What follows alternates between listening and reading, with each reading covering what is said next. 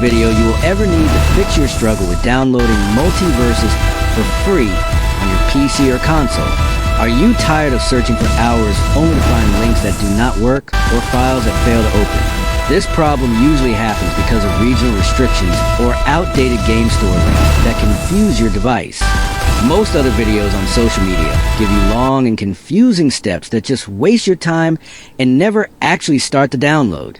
Today, Rexish clears up the mess because I have found 4 proven methods to fix this issue right now. I guarantee that at least one of these solutions will work for you, even if your system seems completely stuck or blocked. You should pause this video right now, prepare, or take screenshots of what you see so you do not miss a single detail. Do not worry about technical settings because these methods are simple and fast for anyone to use. I will not waste your time with long explanations because you just want to play the game. You must try these 4 secret paths one by one until the game starts downloading to your library. Just follow the methods and steps exactly as I show them on the screen right now to get your game.